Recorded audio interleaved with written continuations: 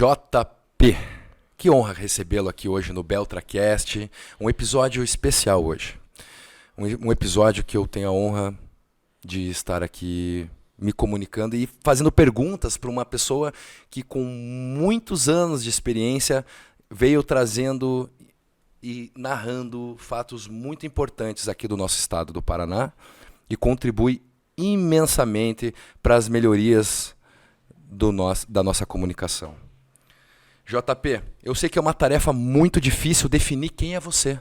Por isso que eu deixo ao seu critério, né, e faço essa brincadeira, porque eu quero que você me conte quem é você, o que você mais gosta de fazer nessa vida, quais são os seus hobbies, de onde você veio, JP.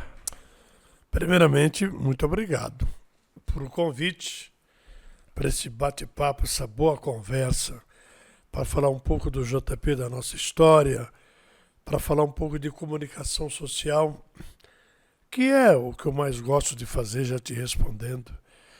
O JP é um homem que veio do interior para a capital, tinha um sonho.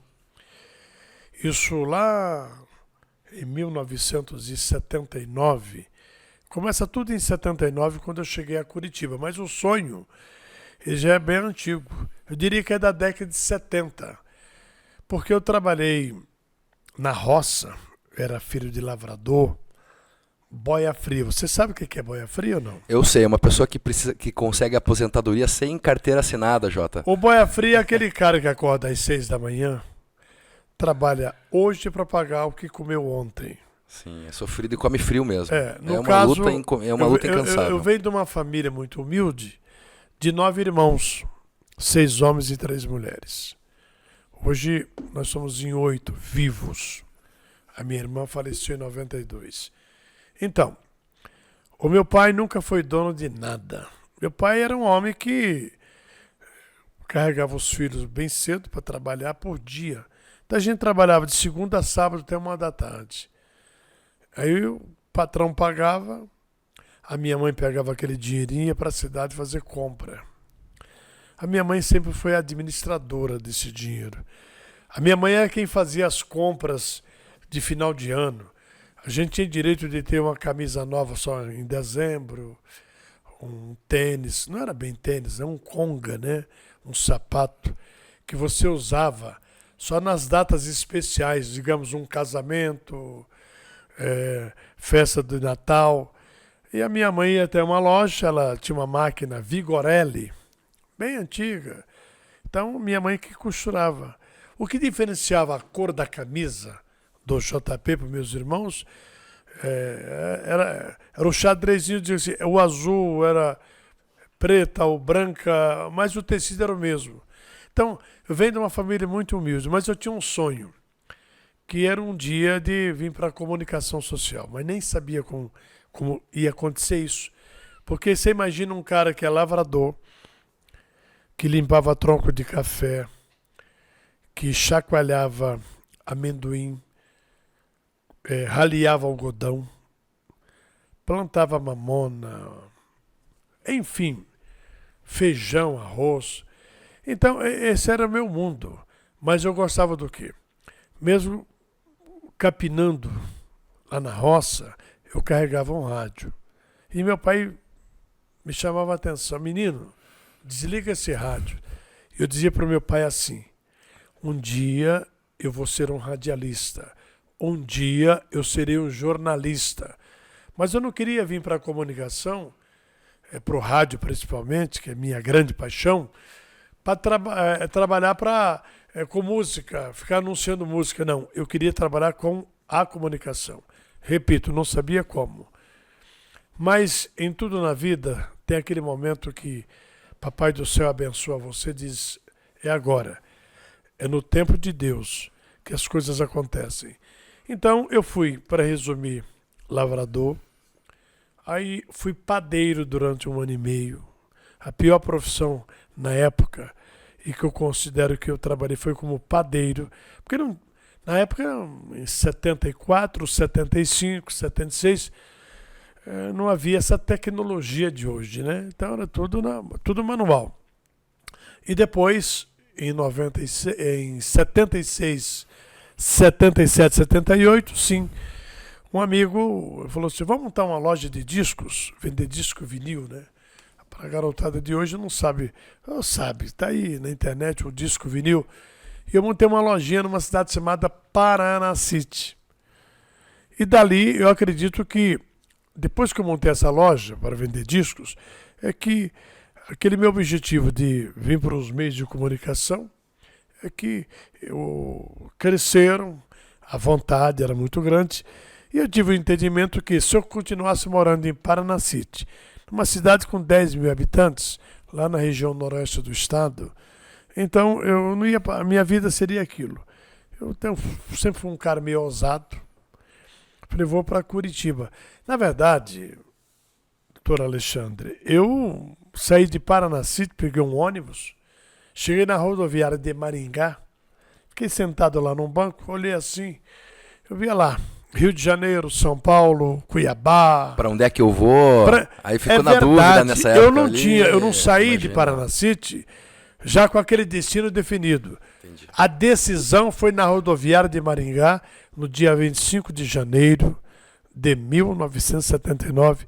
Embarquei às 11 da noite no ônibus da Garcia e cheguei aqui na manhã de 26 de janeiro de 79 em Curitiba. E JP, você já pensou em escrever um livro de toda essa trajetória? Só isso aí já dá um belo de um livro? Então, você toca num assunto muito importante. O jornalista Nelson Martins, que por muito tempo trabalhou na CBN Curitiba, ele era o âncora da CBN, trabalhou na Gazeta, RPC. É um ícone da comunicação. Então, eu fiz um convite a ele, porque assim, eu poderia escrever o meu livro, claro, mas eu preferi buscar um companheiro, contar a minha história, claro. O meu livro está pronto, ele está pronto, mas eu quero com a visão de um outro jornalista, assim, entendeu? Então ele vai ser meu parceiro, o JP e o Nelson Martins, que é um baita de um jornalista, bom texto, né? Então eu vou escrever assim, são 44 anos de comunicação social, toda a minha história. Ela começa lá em Colorado e termina em Curitiba, mas assim, aí tem história, como é que eu comecei no rádio, como é que foi minha vida em Curitiba, meus 37 anos de rua como repórter policial, porque eu sempre trabalhei como repórter policial e repórter esportivo. Então o rádio, a comunicação, me deu muita experiência e me deu tudo na minha vida, porque também se eu cheguei à política, foi por causa do rádio. Me tornei um homem muito conhecido, mas pelo meu trabalho, porque eu era um maluco, um cara que tinha 2, 3 empregos. Eu cheguei a uma época, eu trabalhava no rádio, das 6 às 9 da manhã, na TV, das 3 às 14 e das 19h30 até às 21 horas, na TV também fazendo futebol. E quais são as suas paixões da vida, JP? Hoje é minha família, né? Hoje são meus filhos, meus netos e os bisnetos. Família é minha maior paixão. Eu vivo hoje para minha família. Mas assim, eu gosto de futebol, eu gosto de teatro. Antes de vir para cá para gravar, eu recebi um parzinho de convite para dia 3 de dezembro, estar lá no Guaíra para ver o Roupa Nova. Eu gosto de shows, né? Eu gosto de shows, teatro, futebol, você entendeu? Claro que eu entendo. E gosto dos amigos, né? E você tem uma time, boa reunião. Tem um clube de futebol do coração? Ah, tenho 3. 3? 3. Quais são, Jota? Primeiro é o Paraná Clube, que está de férias. Mas que ontem surgiu uma boa notícia. Investidores estão fazendo uma parceria com o Paraná Massaf. Em 10 anos vão investir R$500 bilhão no Paraná. E esses investidores prometem que em 2028, pelo menos o Paraná vai estar na Série B.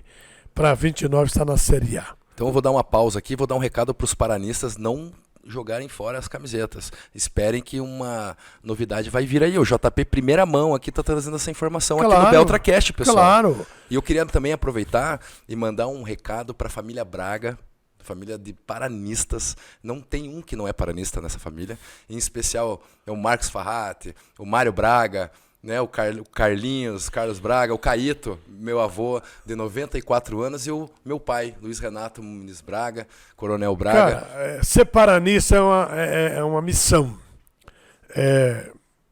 Eu sou apaixonado. E honra, né? É uma questão de honra, vamos falar. Eu fui conselheiro do Paraná durante 23 anos, então eu sei o que estou falando. Então, essa garotada, na década de 90, o Paraná ganhou tudo. Foram 7 campeonatos eu comi muito pão estaduais com bife na Vila Capanema, Jota. Então veja bem, a garotada, porque como é que você forma uma grande torcida?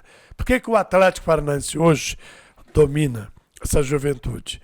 O Atlético é um time, né?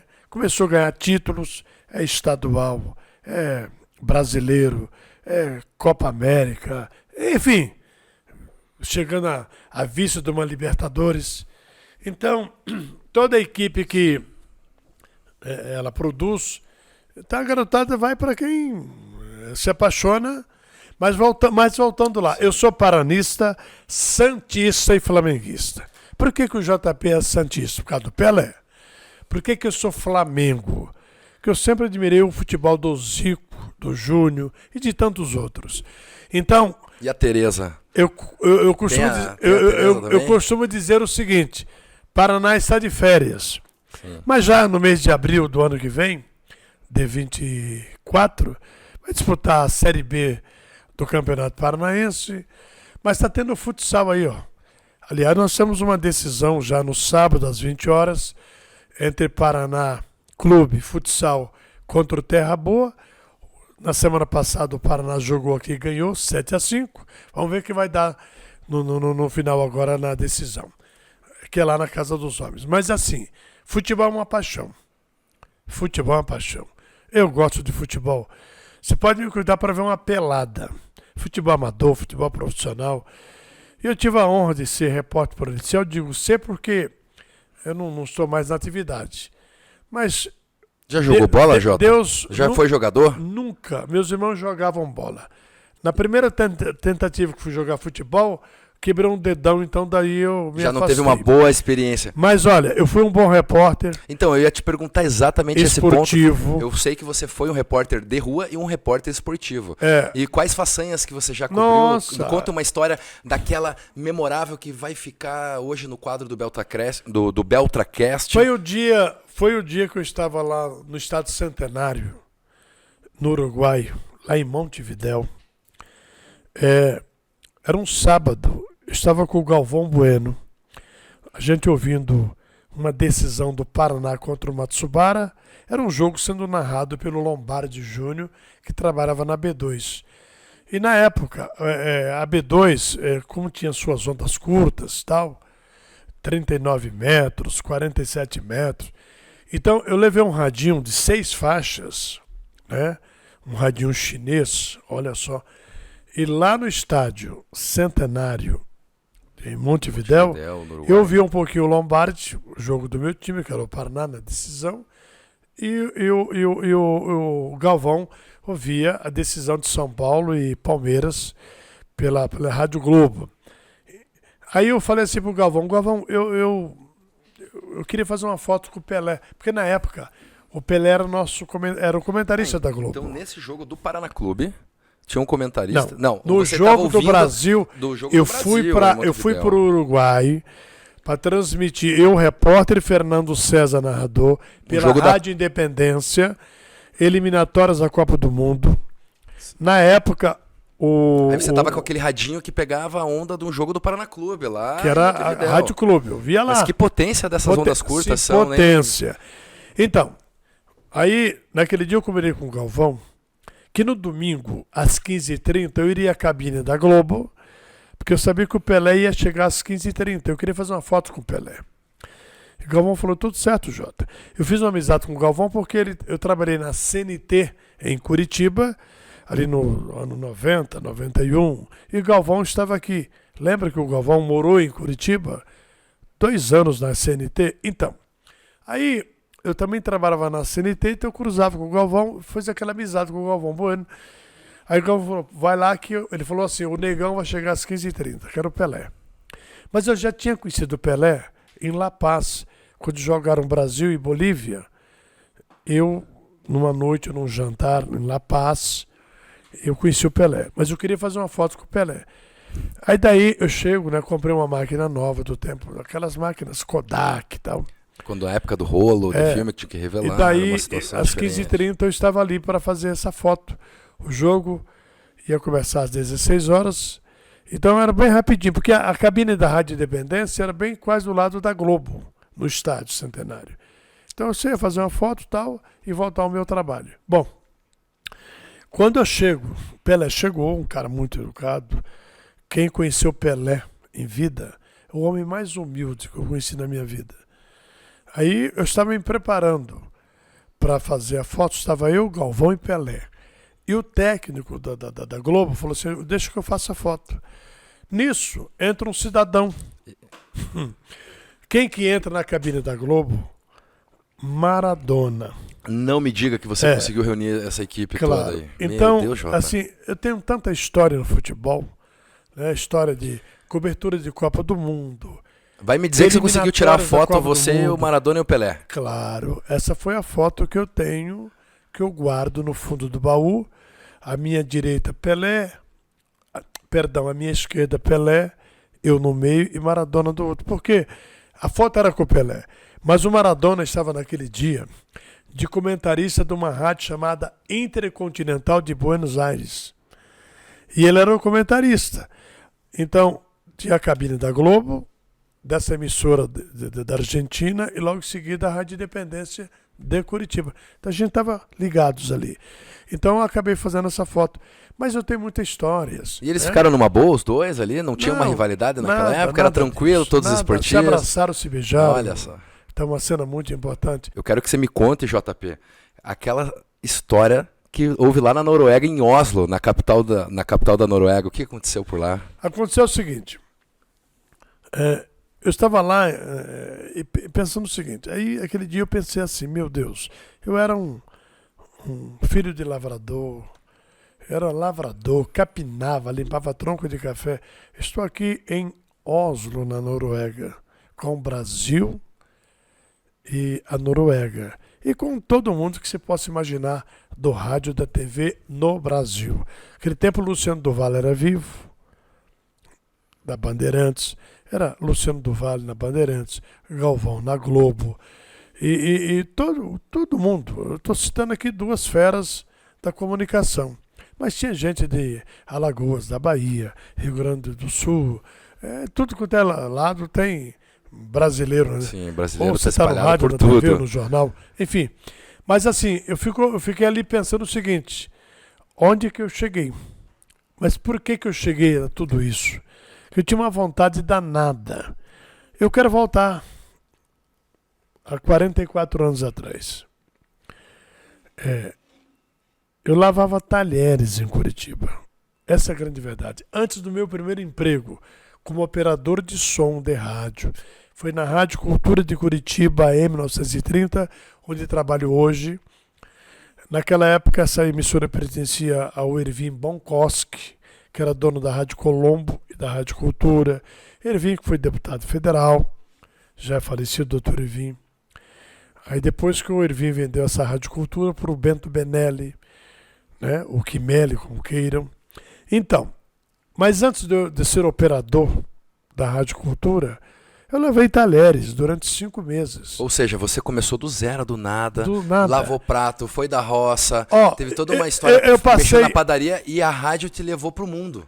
Você viajou o mundo com a rádio e comunicação? Exatamente isso que eu quero falar. Olha só. Se eu fui um dia vereador de Curitiba, por 4 mandatos, foi por causa do rádio. Então, e por que eu não largo o rádio até hoje? Por que eu trabalho no rádio até hoje? Por que minha função no governo do Estado, há 5 anos, estou lá na comunicação social do Estado, eu cuido do quê? De rádio. Então eu ia te perguntar, o JP nas horas vagas, quando não está nas rádios, está fazendo o quê? Quando não está nas rádios, quando está se comunicando, fazendo seus programas, o que você faz? Não, O que você está fazendo? Porque para mim você está sempre fazendo alguma coisa, está sempre cara, trabalhando. a minha folga começa no sábado após as 10 da manhã. Não para, né, JP? Eu só tenho sábado após as 10 da manhã e o domingo. Por quê? Fora disso, eu faço rádio segunda a sábado. E lá no governo, lá no Palácio Iguaçu, eu cuido de rádio de segunda a sexta. Eu viajo esse Paraná. Eu sou aquele cara que vou até a rádio de Chopizinho, até Cantagalo, Céu Azul, a Cascavel, Maringá, Londrina.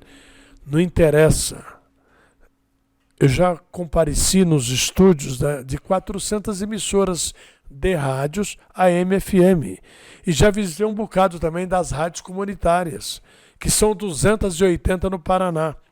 E que o Paraná tem 160 municípios, que o único veículo de comunicação é uma rádio comunitária. Então você veja, de rádio eu conheço um pouco. De TV também, porque passei pela TV Iguaçu, hoje Massa, trabalhei na Massa, Bandeirantes, RIC TV, CNT, só não trabalhei na Globo, porque nunca quiseram me convidar. Deixa eu te perguntar, Jota, você que tem sempre transitado, viajado muito, não é complicado ter um relacionamento e sendo radialista dessa forma, com tantas viagens? Não é complicado não. Primeiro você conhece um monte de gente, né? É o dono da TV, o dono do rádio, o dono do jornal, o dono do portal, você entendeu? Então, não, você se torna uma pessoa conhecida. É o prefeito da cidade, você entendeu? É o vereador, é o deputado, é o empresário. Então, o JP hoje é uma figura conhecida no Paraná inteiro. Eu já era um pouco conhecido, porque eu fui repórter do Alborguete e cheguei a substituir por 6 meses o Alborguete na época, quando ele fazia o seu programa na CNT, que ia para Maringá, Londrina, Cascavel. Então, eu chego em Cascavel, o cara fala assim, eu lembro de você lá em 94, você apresentando o programa do Cadeia. Eu vou a Londrina, eu estava no aeroporto de Londrina um dia desse, chegou uma senhora e falou, olha, eu lembro de você no Alborguete. Lá em Cascavel, eu localizei um rapaz que ele falou assim, ó, Jota, meu apelido aqui é JP. Trabalho no supermercado, eu assistia você todos os dias lá no Alborguete. E o pessoal me chamava de JP, porque eu comentava as notícias que eu acompanhava vocês lá. E daí me apelidaram de JP. Eu ia até saber, perguntar por quê. Por que JP? Teu nome é José Aparecido Alves? Exato. Olha só. E por que o JP? Porque assim, ó, no primeiro dia de serviço na Rádio Cultura como operador de som, foi 1º de julho de 79. Primeiro eu trabalhei 5 meses lavando talheres na lanchonete de uma chinesa em frente ao antigo Cine Vitória, que hoje tem o Centro de Convenções. Barão do Rio Branco, com José Loureiro.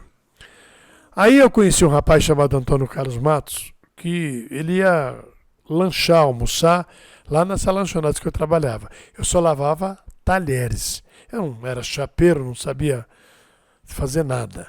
Então, mas lavar talheres eu sabia. Lavava bem. Opa! Não tinha nenhum pedacinho no garfo, ele ficava limpo. E na hora da Voz do Brasil, é que eu ia até a Rádio Cultura, que era pertinho. Então, para mim aprender a ser operador de som. Então, quando eu ganhei o primeiro emprego, aqui em Curitiba tinha um rapaz chamado Dirceu Gleiser. O seu pai vai lembrar.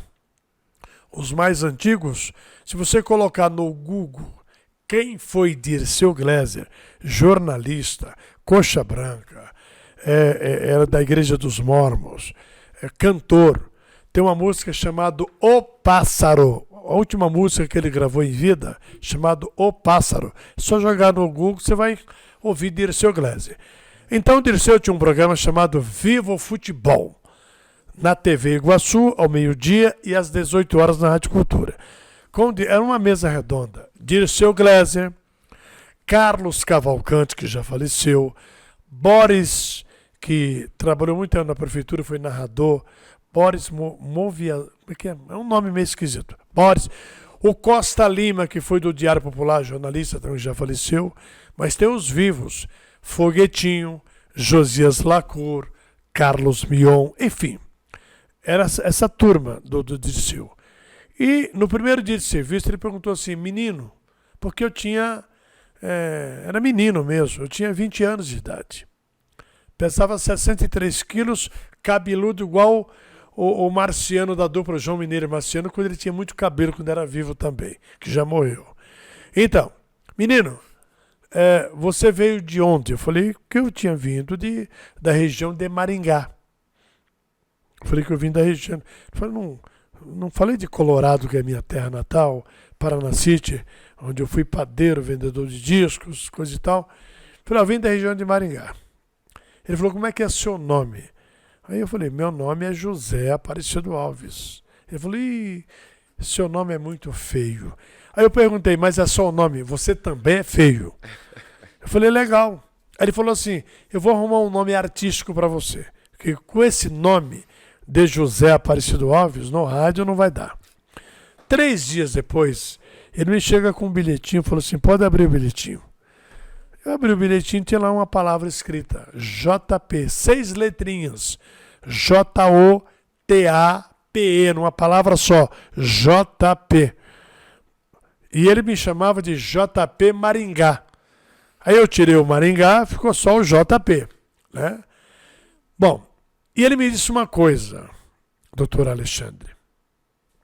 Beltrão Braga, nome de ministro. JP. Olha só, ele me disse assim, ó, com esse apelido... É uma notícia, né? O JP é uma notícia. Com esse apelido de JP... livro maravilhoso. Com esse apelido de JP, ele falou assim, você vai ser uma grande autoridade em Curitiba. Eu dei risada por quê? Era o meu primeiro dia no emprego como operador de som da Rádio Cultura de Curitiba. O cara me diz assim, com esse apelido JP, seu nome artístico, você vai ser uma autoridade. Eu lamento que o Dirceu faleceu em 83. Ele não viu a minha subida, que depois eu me tornei repórter policial, repórter esportivo, eu já não era mais operador, era um comunicador, você entendeu? Aí eu fui para a televisão, eu fui para a área política. Então você faz o que você gosta, né, Jota? Você é um cara feliz, vamos falar a verdade? Claro que eu sou. Você é um cara feliz de verdade para ver no teu olho, na tua expressão. Claro, a minha maior paixão é o rádio. A minha maior paixão é o rádio. E você faz o que gosta? Eu faço o que eu gosto.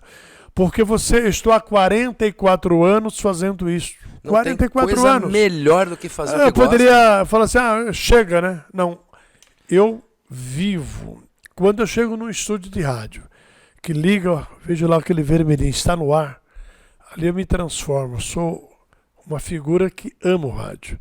Mas assim, eu construí uma grande família, tenho orgulho da minha família, porque eu vim sozinho lá de Paraná City, Colorado, região de Maringá, para Curitiba. Aqui em Curitiba eu formei minha família. O meu capital é minha família. É o Reinaldo Aranha, é o Jotinha que você conhece, é a Vicky, minha neta, é o Renato, o Renan, meus netos, é o Caléu, que tem 4 anos, todos que é meu netinho.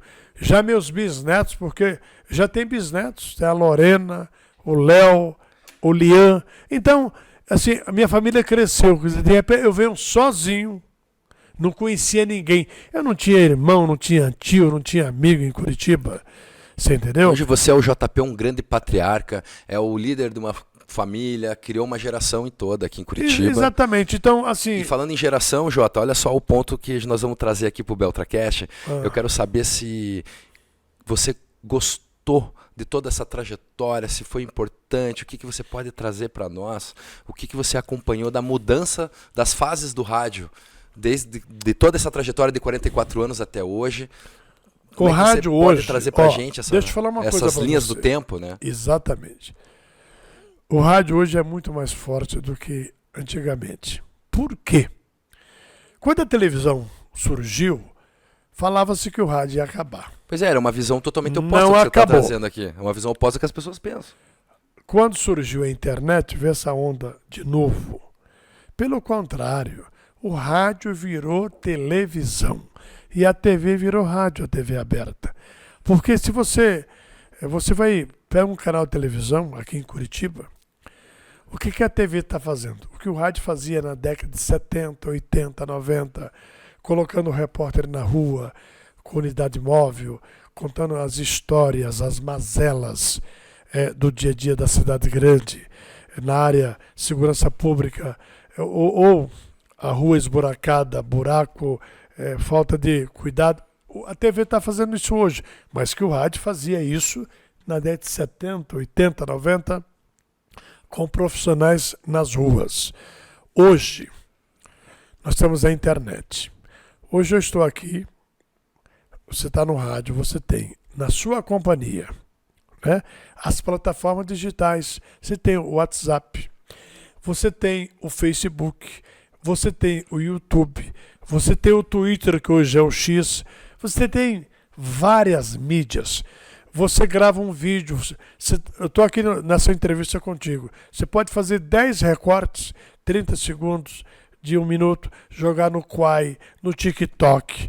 O rádio hoje é forte, tanto para comercializar, para ganhar dinheiro, sabe? Então o rádio hoje você fala para o mundo.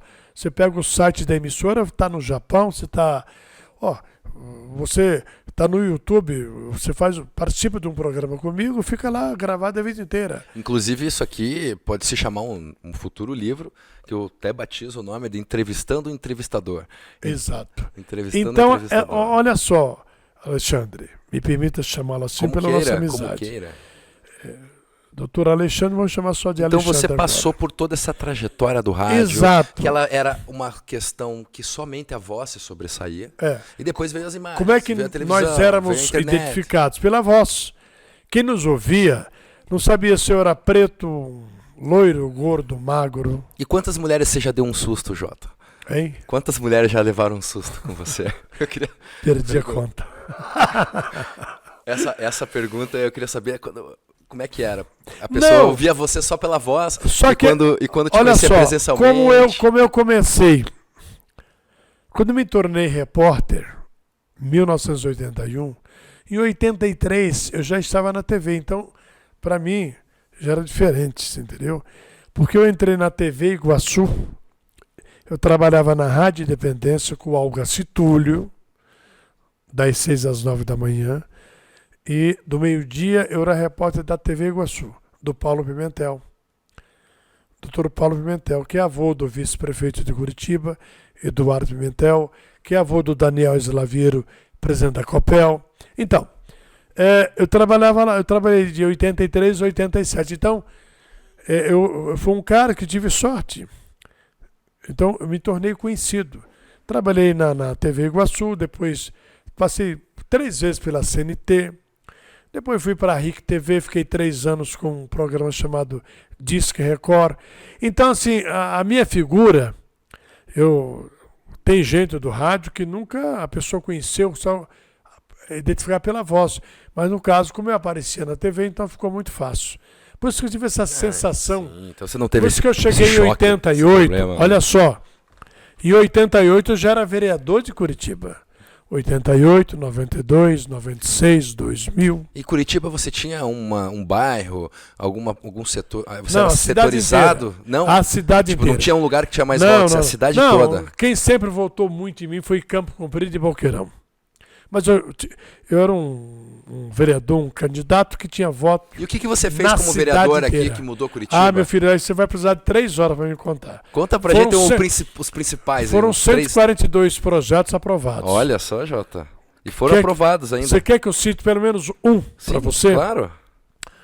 Meu primeiro projeto de lei como vereador em 89, eleito em 88, assumi em 89. Meu primeiro projeto é o seguinte: como repórter policial, eu acompanhei e presenciei dezenas de brigas. Imagino. De agentes funerários. Porque o serviço funerário antigamente era desorganizado. Então, assim, hospital evangélico, uma funerária pagava as contas de água do hospital evangélico. Outra funerária pagava as contas de água e luz do Cajuru. A outra do Hospital do Trabalhador. A outra aqui do hospital. Enfim, você entendeu? Era uma zona. Era uma zona. Aí um dia, eu falei assim, um dia que se é que eu vou me tornar um homem público, meu primeiro projeto é tentar organizar isso aqui. Olha, gente, o serviço funerário de Curitiba hoje são 25 ou 26 permissionários, eu não sei se é 26 ou 25, mas funciona como? A funerária número 1 faz o trabalho. Ela só vai voltar a atender uma família quando a 25ª, quando terminou. Então ela começa e vai para a fila lá para trás. Então é uma fila, não é um sorteio. Lembra como que era o táxi? Eu sempre tive essa dúvida, não. se era um sorteio, não. que daí poderia ter uma com um pouco Antigamente mais. não era sorteio, nem não tinha essa organização, era então, quem chegasse fila. Primeiro. Antigamente era uma bagunça, era a lei do mais forte, do mais pagava mais. O cara tinha bip, radinho, ficava no pé dos repórteres tinha policiais. Tinha jogo de interesse, tudo mais. Eu tô te contando que era assim. Então você colocou ordem no galinheiro. Claro. E na época eu apresentei, foram 3 projetos para organizar. Começou lá com o Roberto Requião e tive a sorte de ser vereador com o Jaime Lerner, no seu 3º mandato, que começou em 89, e o Jaime abraçou a causa. Então aí está aí funcionando até hoje. Esse foi o meu primeiro projeto. O segundo projeto, quando é que chegou a AIDS no Brasil, no mundo? 90. Então, eu fiz um projeto que eu fui muito criticado. As coisas assim, era uma novidade. Eu falei assim, o povo que vai para os motéis aí precisa ter camisinha, né? Então eu fiz um projeto que era obrigando os motéis, as casas, as saunas e bar, que desse camisinha para os usuários. Os caras chegaram no motel, tem aqui não sei quantas camisinhas de graça. Tem isso. Mas depois, aí vieram mais os projetos mais... Por exemplo, eu morei no edifício São Gabriel aqui em Curitiba. Até mostrei para o meu sobrinho hoje, o Lucas, passando ali. Falei, Lucas, na Barão do Rio Branco... Vou mandar um abraço pro Lucas Padovan. Esse rapazinho é bom, hein? Um abraço, Lucas. Então, eu falei assim, o tio morava aqui numa pensão nesse edifício São Gabriel, na Barão do Rio Branco. Então, aí um dia eu estava lá pensando o seguinte, mas como é que é isso aqui, né? A segurança, se tiver um incêndio, será que o bombeiro tem equipamentos para salvar todo mundo? Quando eu me tornei vereador, eu sempre fui um cara dedicado, inteligente também, que ninguém chega onde eu cheguei se você não tiver um pouquinho de noção da coisa. Então eu sempre fui um pesquisador. Eu fui até o urbanismo da prefeitura saber o seguinte, quando uma construtora constrói um prédio, o bombeiros dá orientação sobre saída, como é que faz? Não, primeiro ele constrói, manda lá para o urbanismo, na época, né? E daí, depois que o urbanismo consulta o bombeiro. Falei, vou inverter isso aí. Primeiro tem que mandar o projeto da construção para o bombeiro, já orientado, claro. Como tem que se fazer, você entendeu? Imagina, tem que arrumar uma rota de fuga, uma saída exatamente. De emergência, pelo amor de Deus. Tá, vamos lá. O funcionário público municipal de Curitiba não tinha uma data específica. Não foi o PT, os companheiros do PT, que criaram a data, todo ano tem uma data no mês de março, para os sindicatos se reunirem com os funcionários, com a prefeitura, com o prefeito, com o vice, enfim, para definir a questão salarial. Então, foi o JP. Curitiba, nos seus 300 anos, não tinha, por exemplo, uma comissão de ética. Vai na Câmara e pesquisa. Quem é que criou a comissão de ética na Câmara Municipal? José Aparecido Alves. Lá na Câmara Municipal, antigamente, a Câmara funcionava assim. Se um projeto de iniciativa popular tivesse que ser votado na Câmara, você tinha que ir na Boca Maldita, botar uma mesinha lá, passa aqui o doutor Alexandre, passa o Lucas Padovan, passa o nosso companheiro ali, o Derek, o Mauro, o Eric. Mauro. Então você ia passando, você ia chamando, fulano, por gentileza, eu tenho um projeto de lei que eu quero apresentar na Câmara de Vereadores de Curitiba, só que você tinha que buscar 5% do colégio eleitoral da cidade. Então, você tinha que buscar lá 1 milhão de eleitores, 5%. Tinha que ter 50 mil, certo? Assinaturas com título de eleitor, com endereço, para você poder apresentar um projeto de lei de autoria de iniciativa popular. Não. Em 2004, apresentei um projeto dizendo o seguinte: as entidades, como, vamos citar aqui um exemplo, a SPP, a FEComércio, a Associação Banco do Brasil, até uma associação de bairro, menos partido político. Então, ela poderia apresentar um projeto de lei na Câmara. E criamos uma comissão especial com 9 vereadores. Então, digamos assim, a FEComércio quer apresentar um projeto. Ou uma igreja, ou uma associação de bairro. Ela tem um... Então, você leva na Câmara Municipal, protocola, e aquela comissão com 9 vereadores vai analisar se acata seu projeto ou não. Então, acabou aquela burocracia que eu tinha que pegar 50, 60 mil assinaturas para me apresentar um projeto. Então, se eu ficar aqui contando... na época, eu tô impressionado aqui, são Jota. Vários e vários projetos. Hoje é o episódio do BeltraCast que eu não quero nem fazer mais perguntas, quero só ficar te ouvindo. Não, mas cara. É porque assim... Olha isso, que coisa. Tinha que valer a pena você ser um representante do povo. E você fez por merecer. Porque assim, tem a tua história acrescentada nos livros de história exato, do Paraná. Porque isso assim, sensacional. Qual é a função de um vereador? Fiscalizar o executivo, apresentar boas leis à cidade e ajudar a administrar o município. Só que eu não só fazia isso, não. Eu era aquele cara chato. Eu andava na rua, tivesse um buraco, eu notificava. Você entendeu? Sabe o que eu faço, JP? Até uma lâmpada aqui queimada, vou te contar. eu notificava a prefeitura. A gente tem muito em comum. Eu ando Tinha um com o bueiro celular lá, entupido.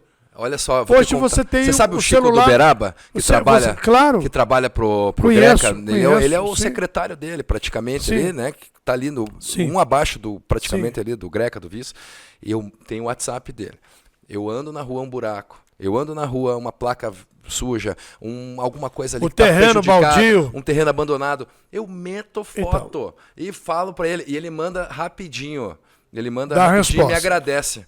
Porque assim, doutor Alexandre, isso, o homem público, primeiro eu quero dar um conselho, para as pessoas assim.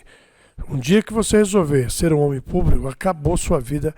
O privado não existe mais. Se é público, não tem dia, não tem feriado, dia de Natal, Sexta-feira da Paixão, Ano Novo. As pessoas batem a porta na casa do vereador. Então, eu dediquei minha vida, 16 anos, porque eu fazia domingo, por exemplo, 11 da manhã. Eu gostava sempre 10, 11 da manhã. Eu ia para os bairros da cidade, fazer reunião. Convocava a comunidade, ou numa escola, ou numa garagem, ou num salão paroquial de uma igreja. E era um barulho sempre danado. ativo em contato era com a comunidade. Barulho danado. A comunicação, comunicação comunitária. Então, eu sempre tive essa facilidade. Eu sempre trabalhei com a comunicação. Então, eu levava a minha assessoria, vamos ouvir. Eu falava, gente, eu vim aqui ouvi-los. Eu só posso pedir como vereador. Quem executa é o prefeito. Mas eu sou um cara chato e eu vou ficar no pé do prefeito. Por exemplo, as comunidades, os presidentes de bairros, eles dependem muito da liberação de verbas pelo poder legislativo dos municípios, né? Claro. Então isso é importantíssimo para reformar uma associação, construir, melhorar por lombada. Quem pede é o poder legislativo através dos vereadores. Eu sempre digo o seguinte, em 16 anos como vereador de Curitiba, as pessoas iam ao gabinete do JP pedir por ela. Ela não pedia pelo vizinho da esquerda, da direita, da frente. Isso aqui é real. Ela queria saber se o problema dela seria resolvido, dela. Eu disse, mas, peraí. O senso coletivo era mínimo ali naquela época. Zero. Entendi, zero. Então, por isso que eu saía nos domingos, nos feriados, escalava a equipe. Claro que o funcionário ficava pé da cara com o JP. Pô, hoje é domingo, hoje é feriado. Não. Então eu escalava sempre um comigo, porque você não vai sozinho, né? Eu dizia assim, olha, o cara pediu asfalto na rua dele. Não, nós vamos reunir todo mundo que mora naquela quadra. Você entendeu? O JP, eu quero uma creche. Não, mas só você que é creche. Então você tinha que ouvir qual é a prioridade do seu bairro. Eu, como vereador, dei a ideia na época, olha, vamos fazer as reuniões nos bairros. Aí os vereadores, você tá louco, nós vamos levar pedrada, vão xingar. Falou, mas por que você entrou na vida pública? Você entendeu? Então nós percorremos os bairros de Curitiba. Nós fazíamos as nossas reuniões, as sessões plenárias nos bairros. O que os deputados estaduais estão fazendo hoje com a ALEP, que é a Assembleia Legislativa itinerante, indo a 2 vizinhos, a Ponta Grossa, Maringá, Londrina, nós fazíamos nos bairros de Curitiba. Bela iniciativa, né? Mas isso aqui, na década de 90. Hoje não se faz mais. Não tinha internet como é hoje? Não, Imagine, não tinha nada disso. Era aquela coisa real. Tinha que ter essa comunicação, tinha que ter em contato. Então, assim, ó, isso deve retornar, Jota. eu digo assim... Agora me diga isso, ó, o que eu quero que você diga é o que os governantes precisam fazer para melhorar e colocar uma cidade, um mundo melhor.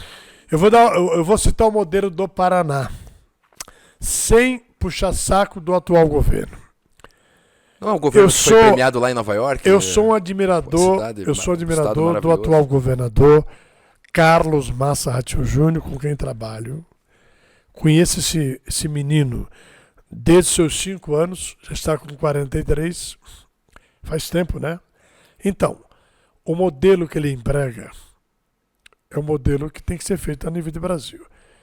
Não é só o JP que fala, porque eu prestei atenção na fala de 5 ministros do governo Lula, que estiveram aqui no Palácio Iguaçu, Flávio Dino, da Justiça, a ministra da Saúde, o ministro da Desigualdade, e tantos outros. Eles dizem assim, o Paraná é modelo. Claro que o Paraná é modelo hoje. E ele é seguido, né? Vamos seguir esse modelo? Vou pegar só uma coisa para você. Qual foi o governo do Paraná que mandou 1.000 alunos para o exterior para ficar lá 6 meses, aprender nova cultura, nova língua. O Paraná está mandando agora 1.000 alunos agora em janeiro. É o conhecido como intercâmbio, né? O intercâmbio, né? Ganhando o Mundo, o nome do programa. Ganhando o Mundo. O governador recebeu na segunda-feira 1.000 alunos lá no Guaíra, da escola pública. Tem 100 alunos que a família recebe a Bolsa Família. Então, governar é com o povo. É você ter a sensibilidade. Qual é a prioridade? Governar é para os pobres. Quem precisa de governo? Olha, quem precisa de prefeito, de governador, do presidente da República é o povo pobre, que é a maioria desse país. O rico dá um jeito.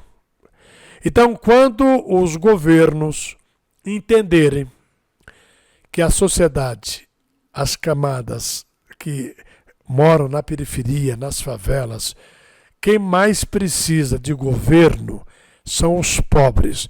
Então, o modelo é esse. A novidade é essa. Você gostar do povo, você gostar de pobre. Porque lá no parlamento não cabe mais você ser um bonitinho. Eu não gosto de pobre. Não. Então você tem que ter vocação. Eu vejo no governador do estado do Paraná um homem diferente. Nós temos bons governadores nesse país, jovens governadores. Eu vou citar o Ratinho Júnior, é o governador do Rio Grande do Sul, o Tarcísio em São Paulo, o Melo em Santa Catarina, o de Minas Gerais lá. Cara, tem um monte de gente nova. Então você tem que ter visão de mundo. Eu falo assim, o presidente da República, ele também tem que ter visão mundo, né?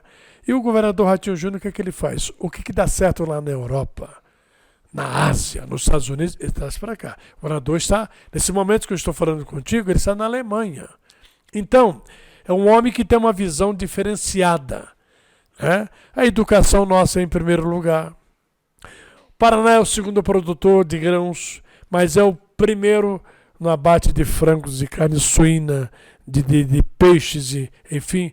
Paraná é o estado que mais recebe, estado que mais recebe hoje as grandes empresas do exterior se instalando aqui nesse estado. Das 15 cooperativas, as mais famosas, as maiores, 10 são do Paraná, 5 é fora do Paraná. Das 15 principais, cooperativa tem 250 no Paraná, pequenininha e grande, mas as 15 maiores cooperativas do país, 10 estão instaladas aqui no Paraná. Você vai a Assis Chateaubriand, por exemplo, lá tem uma empresa sendo instalada, né? Não sei como é que é o nome dela, se é como é que é? Firmeza? Não, como é que é o nome correto? É isso mesmo? Firmeza? A Frimeza, né? A Frimeza, perdão aí pela gafe. Claro. Então, eu fui dias atrás visitar uma rádio lá, a Vale Verde, da japonesinha Dona Helena, que tem 50 quilos da antena, bem potente. Ela falou, você quer conhecer a Frimeza? Eu quero. Mas eu fui, são 15 quilômetros do centro de Assis Chateaubriand. Pô, lá são etapas de instalação da equipe. Quando ela chegar na terceira etapa, ela vai empregar 8.500 funcionários diretos e abater 15 mil suínos por dia. Então, assim, aí você vai para Palotina, você vai para qualquer lugar do Paraná. Dias atrás, a JBS estava em Rolândia, lançando a pedra fundamental de uma empresa. Estão investindo lá 1,8 bilhões em Rolândia. E já disseram ao governador que querem criar mais 2 frigoríficos no Paraná. E eu estou brigando para que leve um deles para a minha região, a região noroeste, que é a mais pobre do estado. Então, assim, você tem que ter visão. Concluindo, JP, o que os governadores têm que fazer, os homens, ter visão, gostar de pobre? É muito fácil. Graças ao bom Deus, hoje, eu não passo fome. Mas já passei fome, rapaz, aqui nessa cidade. Né? Para mim construir a minha vida, eu passei fome. Sabe? Eu roubava açúcar na pensão da mulher, da dona Carmelita. Ela deixava uma latinha de açúcar na geladeira e eu ia lá para fazer garapa, para passar fome. Então, assim, cara, como eu vim da pobreza, da miséria, como eu disse, meu pai nunca foi dono nem de uma data, de um terreninho no interior. Meu pai veio de Sergipe, um pau de arara. Então, sempre foi um trabalhador. Mas assim, nos ensinou, nos deu uma educação. Né? Uma coisa que muito me orgulha. José Aparecido Alves. Ninguém nunca viu, leu que o vereador JP de Curitiba esteve envolvido em escândalo. Eu soube pular, meu amigo Alexandre, todas as etapas. O poder é um bicho terrível, sabe? Se você não tiver vergonha na cara, educação, fala assim, não vou entrar nessa. Muito caráter, muita honra. Você acaba lealdade. Sendo mais um, vai parar na penitenciária, vira escândalo, notícia da imprensa. Por quê? Porque eu pulei todas as etapas. Quando alguém vir me oferecer, porque tem muita malandragem, né? Eu poderia apresentar um projeto de lei. Vou estudar aqui o empresariado de Curitiba, que vou afetar aquele empresário. Então, para retirar aquele projeto, eu busco o maior número de vereadores. Olha, vamos tomar 100 de cada um, sim, 200 mil, e eles pagam. Agora, eu pulei todas as etapas. Aí eles diziam assim para mim, JP, você vai morrer pobre. Eu falei assim, que eu morra pobre. Mas eu não entrei na política. Com honra.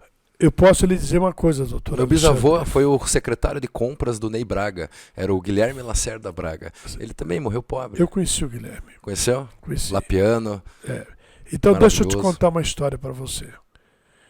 Você entendeu? Eu dizia assim, eu fui criado na roça, com uma educação que não era para pegar uma caneta que não fosse minha, uma Bic. Então eu levei isso a muito sério. Eu não vim aqui para falar, apontar dedo para ninguém. Mas uma coisa eu posso falar para você. Eu estou fora daqueles homens públicos que estão enrolados com o Ministério Público, com o Tribunal de Contas, que tem que devolver dinheiro. Eu conheço gente aqui em Curitiba Acho que você nunca entrou numa delegacia se não fosse como repórter, acredito eu. Graças ao bom E Deus. você nunca contratou um advogado para resolver nada para Não. você. Agora, uma coisa é certa também. Vamos lá. Contratei sim. Já? Eu fui um jornalista, porque eu sou jornalista. Ah. Eu fui fazer faculdade depois de velho. Trabalhei 28 anos no rádio e TV. Aí fui fazer jornalismo na Universidade Tuiuti do Paraná. Então é o seguinte, mas eu fui um cara ousado. Eu sempre fiz jornalismo investigatório. Por eu ser bucudo, por eu ser um cara, sabe, porreta, eu enfrentava delegado de polícia, eu respondi 25 processos. Nunca fui condenado.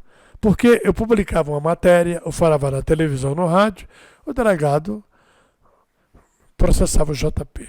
Então, o delegado. esses desembargadores, Olha só. muitos já estão Imagina o aposentados. motivo. Rapaz, foram 25 processos. Teve um delegado, Dr. Fauzi Salmen, estou dando o nome do delegado, já é falecido. O Fauzi Salmen? É? Mas foi recente. Não, você está confundindo com o parente dele, o sobrinho dele. O sobrinho, né? Tem um Salmen que é delegado também. Sim. Ah, tá. Dr. Fauzi foi delegado da homicídios, então. Foi um grande amigo do JP. Mas depois, eu dizia o seguinte, eu sou repórter, eu sou jornalista, sou radialista, não confunda. Até onde você trabalhar bem, eu sou teu amigo. Agora, se você errar, eu vou ter que escrever, eu vou ter que falar sobre você. Você tem imunidade, o jornalista recebe uma Aí, imunidade. só o Dr. Fauzi Salmen, que não está aqui para dizer que é verdade ou é mentira, mas o filho dele é policial, está aí, comanda o sindicato da Polícia Civil. Bom, o Dr. Fauzi me processou 3 vezes. 3 vezes. Sabe o que é 3 vezes? Não desistiu. Aí, um certo dia, o Dr. Fauzi estava doente, muito doente. E o filho dele falou para mim assim, Jota, eu te conheço, você tem um coração bom.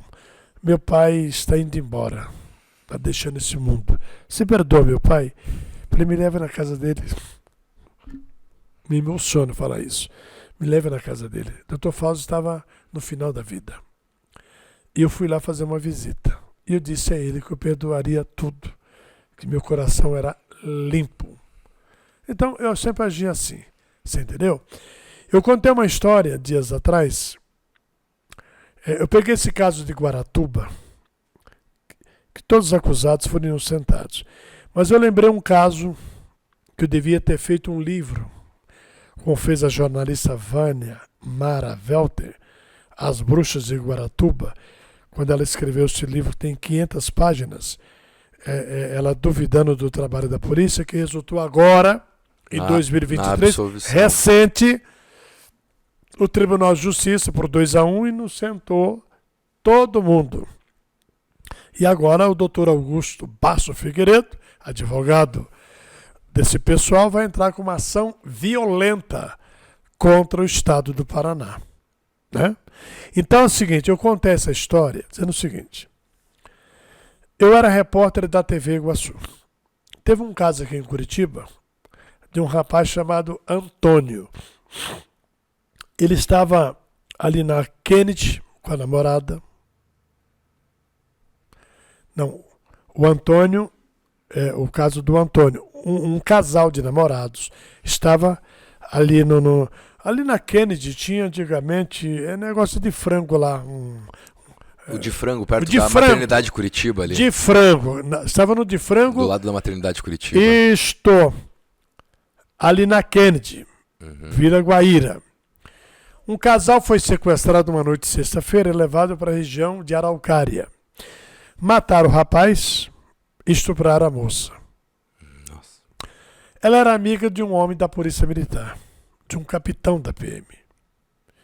E o capitão, sensibilizado, porque o amigo dele morreu, a moça foi estuprada, esse capitão resolveu fazer uma investigação e encontrou um homem inocente e botou esse homem na cadeia.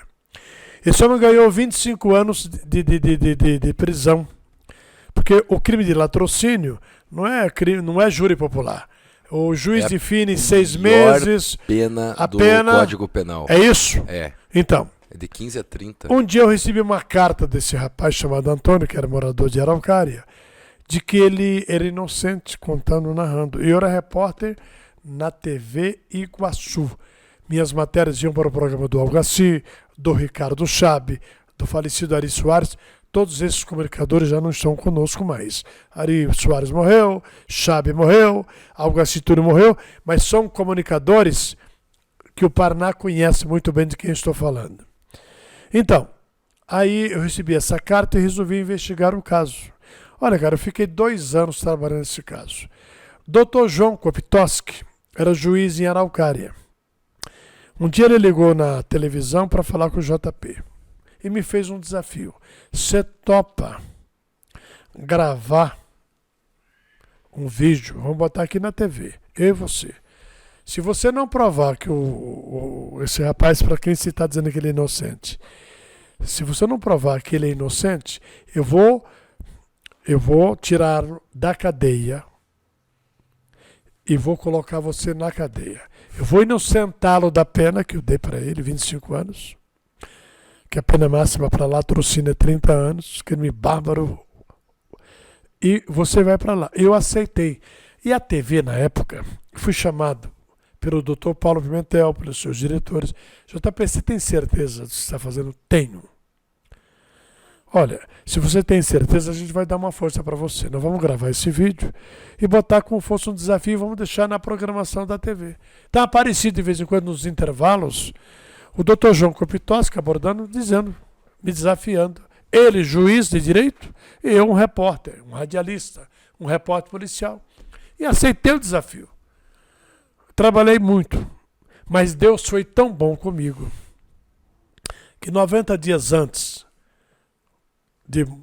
da justiça determinar para soltar o Antônio, que era inocente, a polícia prendeu os verdadeiros autores do latrocínio. Aí eu virei, deve ter havido uma falha de reconhecimento. Eu virei um coisas amigão. Processuais do inquérito. Sim, porque o reconhecimento da menina que foi estuprada, ela fez com o dedo na arcada dentária botaram uma venda na cara desse cliente, desse Antônio, esse inocente, e ela reconheceu o suposto matador, estuprador, com o dedo passando. Sabe? Não foi assim colocar o cara. É esse. Você entendeu? Os grandes criminalistas, eles desmistificam os então, crimes patrimoniais. Mas eu tive tanta sorte. Tem um homem aqui em Curitiba, não sei se você conhece, chamado um promotor aposentado, Luiz Chimig Guimarães. A quem um dia eu prestei uma homenagem ao Dr. Luiz Chimig Guimarães como cidadão honorário de Curitiba. Por quê? Ele se aliou ao JP, me dava instrução, e falou o seguinte: eu vou te defender até a morte. Siga seu caminho. Então eu tinha o Dr. Luiz Chimig Guimarães, falei assim: se o juiz me prender, ele vai questionar como promotor.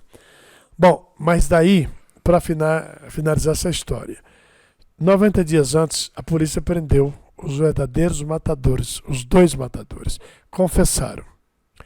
E o rapaz foi solto, foi inocentado, porque foi liberado, anulada a sua pena.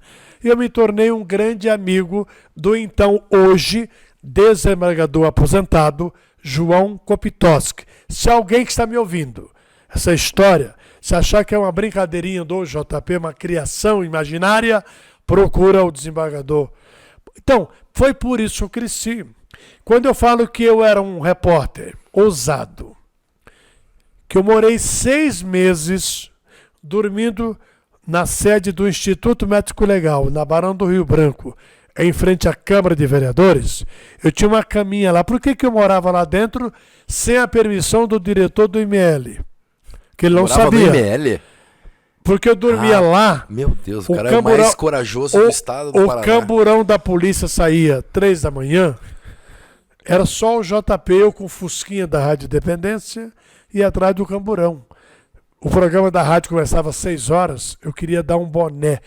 No jornalismo, O que é o boné? Um furo de reportagem, furo de pegar reportagem. o primeiro Então, start, primeira reportagem quem eram os inédita. repórteres da época com quem eu concorria? Na rua, Algaci Túlio, Ricardo Chabe, Zé Domingos, Mara da Tribuna, Roberto Macian, da Gazeta, Hernani Vieira e assim por diante. Então, quando ligava o rádio na Independência às 6 da manhã, o crime das 3 da manhã, das 4 da manhã, das 5 da madrugada, tinha a reportagem do repórter JP. Os outros estavam dormindo. Até que um dia, alguém me denunciou. E o diretor do Médico Legal me chamou na sala dele. É verdade que você dorme aqui dentro do Instituto Médico Legal? Falei, vou levar o senhor para o senhor conhecer a minha caminha. Era um beliche. Eu dormia para 2 vagas no beliche. Tinha colchão ou era aquelas de ferro? Não, que tinha colchão. Tinha um ralinho para lavar? Tinha colchão. Tá. E tem mais, tem a Carmen, a italiana. Mas Trabalhou... imagina, você não podia ter um sono muito pesado ali, Não. JP. Senão você ia pra faca. Não. Que Quando lugar, hein? acontecia um acidente com morte, um assassinato, Curitiba região, o pessoal, o motorista disse, olha, estou indo para Colombo, estou indo Já para pensou Tamandaré. dormir no ML, tomar umas ali, ficar meio Não. capotado? Eu vou te contar Eu não uma, faria isso, vou te contar não, uma. jamais. Ó, uma certa vez, um ônibus indo para São Paulo, ali no Capivari, ele tombou ali, matou mais de 30 pessoas ali, acho que foram 32. Era uma noite de domingo. Eu fui lá, passei o dia inteiro, fiz reportagem. Naquele domingo eu dormi lá no Médico Legal e a Carmen falou assim, você tá com fome? Eu falei, tô. Aí ali por 2 da madrugada fizemos um macarrão sem coloral, aquele macarrão branco. É o que tinha para comer. Mas se você abrir da cozinha até o necrotério do Médico Legal, se abrisse assim a portinha, você encontra lá 50 mortos. Por quê? Foram 32 mortos do ônibus, e o fim de semana, sábado e domingo, o que Muito se mata em Curitiba na região. muita coisa. Aí, aqueles cadáveres pendurados, como fosse, você entra num açougue, não está pendurado lá, Credo, gente. sabe? Então, assim, só que para o JP, tudo isso, eu estou falando, era uma coisa normal. Cotidiano. Você sabe que chegou uma época que eu não conseguia andar 100 metros numa rua à noite, que eu tinha medo. Aquilo começou a atacar a minha vida, entendeu? A prejudicar a minha saúde.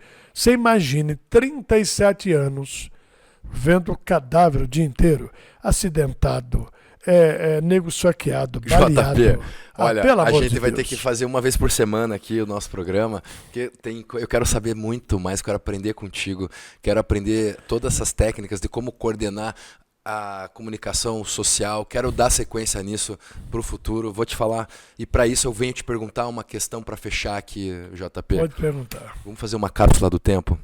Eu quero saber qual que é o recado que você vai deixar hoje para as gerações futuras que vão vir aí. Muito bom a sua pergunta, seu questionamento. Eu vou dizer uma coisa para você que é jovem. Você pode. Você pode. Eu conto minha história para incentivar outros jovens, como o Lucas Padovan, que tem 21 anos, está aqui do meu lado, meu sobrinho, para o garoto de 18, de 15, 16, para ele entender que ele pode um dia ser presidente da República, governador do Paraná, prefeito de Curitiba, dessa cidade linda, inteligente, a melhor do mundo. Então, assim, ele pode. A mensagem é essa. Agora, você tem que estudar, trabalhar, ser honesto. O não, você já tem. O não.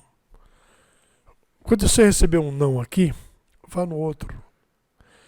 Agora, as coisas acontecem no tempo de Deus. Eu sou católico, sou cristão católico, desde pequenininho, mas frequento outras igrejas, eu não tenho problema nenhum de eu ir na PIB, na Assembleia de Deus, mas eu sou católico. Para mim acreditar em Deus, eu não preciso estar mudando de denominação, de igreja, eu encontrei Jesus, não. Minha formação é essa. Então, o recado que eu deixo aqui é que você pode, você tem que ser honesto, estudar, ser trabalhador, respeitar o seu pai e sua mãe. A coisa mais linda que eu acho, quando eu vejo um jovem pegar as mãozinhas assim e falar benção avô, benção avó, benção pai, benção tio. Educação. No mais, você entendeu? Acredite em você. O outro vai dizer para você assim, não, é difícil. Não. Sempre seja positivo. Eu vou conseguir, eu vou conseguir, eu vou chegar lá. É isso que você tem que dizer, botar na sua cabeça, ter essa consciência. Eu chego lá. Não importa se tem 1000 dizendo para você que não. Não, eu vou. E busque, procure fazer aquilo que você gosta. Não é porque o seu pai é médico, você tem que ser médico. Não é porque seu pai é engenheiro mecânico, você tem engenheiro mecânico. Não é porque seu pai é advogado, não. Você escolha uma profissão que você gosta. Porque eu escolhi uma profissão que eu amo de paixão. Se eu cheguei até aqui, aquele menino lá da roça, filho de lavrador, e hoje eu sou um assessor direto de um governador, ele não me levou porque eu sou loiro dos olhos azuis, eu sou negro. Quem me conhece, conhece o JP. Eu sou negro, feio. Mas eu sou uma pessoa que eu me relaciono com quem é mais inteligente do que eu. Eu gosto de conviver com pessoas que saibam mais do que o JP. Menos não. E não vou responder qualquer provocação. Eu analiso muito bem quem me provoca. Se for uma pessoa mais inteligente do que o JP, eu vou me aproximar dela para saber onde é que eu estou errando. Agora, se for um babaca, um bobão, um Zé Ninguém, que não tem cultura nenhuma, que não lê um livro, que não sabe nada da vida, que fala porque o outro falou, eu nem respondo a ele, eu rezo por ele. Aliás, fechando aqui essa entrevista, eu amo meus amigos, eu respeito as famílias. Os inimigos, eu rezo por eles. Não vou sair no braço, não vou brigar, não. Eu rezo. Pego o nome dele, digo assim, Senhor, mostra o caminho certo para essa pessoa, dê saúde a ela, para que ela veja o meu trabalho, o meu sucesso, que ela esteja muito bem de saúde, para ver até onde o JP está chegando. Um exemplo vivo do que o universo corresponde àquele que busca paz e tranquilidade e tem sempre um foco determinado é o nosso querido amigo de Curitiba, o amigo do estado do Paraná e do Brasil e do mundo. Ele é uma pessoa cheia de luz, uma pessoa incrível, que eu tive a honra aqui de ter essa conversa com você. JP. Eu não sou só radialista, tá? Você é um empresário de sucesso. Eu tenho algumas coisas aí que... Sim. Então, por isso que eu estou dizendo, você pode, você pode, você pode. Você nunca pode. desista. O não você já tem. Olhe com quem andas e dirão quem és. Isto. Todos essas... Se aproxime de pessoas boas. Se aproxime de de gente quem do faz bem. crescer, quem faz bem. Gente do mal, não. E não caia em provocação. Esse é o recado do BeltraCast. Não caia na conversinha de quem quer te derrubar. Perdoe aqueles que te fazem mal, porque assim Jesus fez, deu outra face. Essas e outras a gente encontra aqui no BeltraCast e com muita alegria eu deixo para você curtir o nosso programa, dá um like, se inscreve, faz o login aqui no YouTube e segue o BeltraCast, segue o Beltrão Solução, porque é nisso que a gente vai focar, em solucionar problemas, mostrar para o mundo como eles serão muito melhor e a comunicação ela está apenas começando. O BeltraCast ele traz dicas, traz empreendedorismo, traz questões importantes e história. Hoje a gente trouxe a história viva, porque a gente tem que dar valor a quem fez por nós e quem vai fazer muito mais. Muito obrigado e esse é o meu recado e o recado do JP. Estou muito honrado, JP. A honra é minha. Obrigado pela sua amizade, tá? Obrigado a você. Eu conheço você desde garotinho e você é fera. Você é o cara, Jota.